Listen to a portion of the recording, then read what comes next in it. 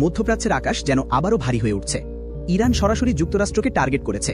এই তথ্য সামনে আসতেই আন্তর্জাতিক রাজনীতিতে নতুন করে উত্তেজনার আগুন জ্বলে উঠেছে। প্রশ্ন একটাই, এবার কি হতে চলেছে?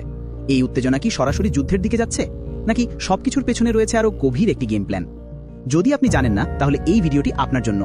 এখানে আমরা বিশ্লেষণ করব ইরানের লক্ষ্য কি, যুক্তরাষ্ট্র কিভাবে প্রতিক্রিয়া দিচ্ছে এবং বাস্তবে কি হতে পারে পরবর্তী পদক্ষেপ। প্রথমত, প্রেক্ষাপট। কিভাবে শুরু হলো এই উত্তেজনা? গত কয়েক সপ্তাহে ইরান ও যুক্তরাষ্ট্রের মধ্যে উত্তেজনা চরমে উঠেছে।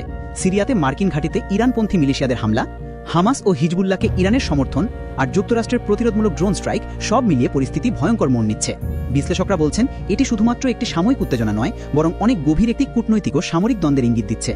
দ্বিতীয়ত, ইরানের বর্তমান অবস্থান ও টার্গেটিং স্ট্র্যাটেজি। ইরান এখন নিজস্ব সামরিক প্রযুক্তি, বিশেষ করে ড্রোন ও ব্যালিস্টিক মিসাইল ব্যবহারে অনেক বেশি এগিয়ে গেছে। তারা জানিয়ে দিয়েছে, যদি তাদের সীমানা লঙ্ঘন হয়, তারা শত্রুর মূল ঘাঁটিতে আঘাত করবে। অনেকেই বলছেন, এখানে মূল ঘাঁটি বলতে যুক্তরাষ্ট্রকে ইঙ্গিত করা হচ্ছে।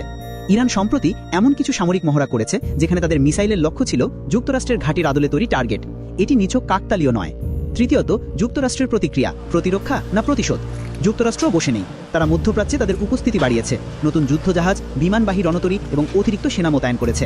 প্রেসিডেন্ট বাইডেন স্পষ্ট ভাষায় জানিয়ে দিয়েছেন, যুক্তরাষ্ট্রের কোনো নাগরিক আক্রান্ত হলে তার ফল ভয়াবহ হবে। তবে যুক্তরাষ্ট্র সরাসরি যুদ্ধ চায় না। তাদের মূল লক্ষ্য ইরানকে চাপে রাখা, কিন্তু যুদ্ধ না বাঁধানো। চতুর্থত, এই উত্তেজনার পেছনের গেম প্ল্যান কি হতে পারে? এই পরিস্থিতির পেছনে রয়েছে শক্তিশালী ভূরাজনৈতিক সমীকরণ।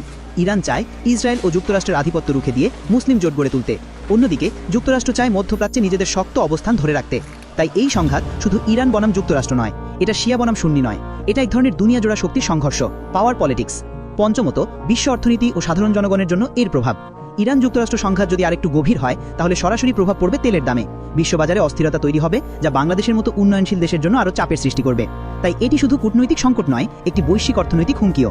এবার কি হতে পারে? সম্ভাব্য তিনটি পরিস্থিতি। 1. চুক্তির সম্ভাবনা। বিশ্ব শক্তিগুলো চাপ প্রয়োগ করে উভয় পক্ষ আলোচনায় আনতে পারে। 2. সীমিত সংঘর্ষ।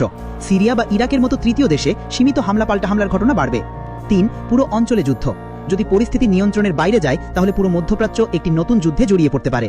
আজকের বিশ্লেষণ থেকে বোঝা গেল, ইরান ও যুক্তরাষ্ট্রের এই উত্তেজনা হালকা কিছু নয়। এটা শুধু যুদ্ধ নয়, এটা এক ধরনের গ্লোবাল চেস গেম। এই খেলায় শুধু দুই দেশের ভবিষ্যৎ নয়, জড়িয়ে আছে আমাদের মতো সাধারণ মানুষের ভাগ্য।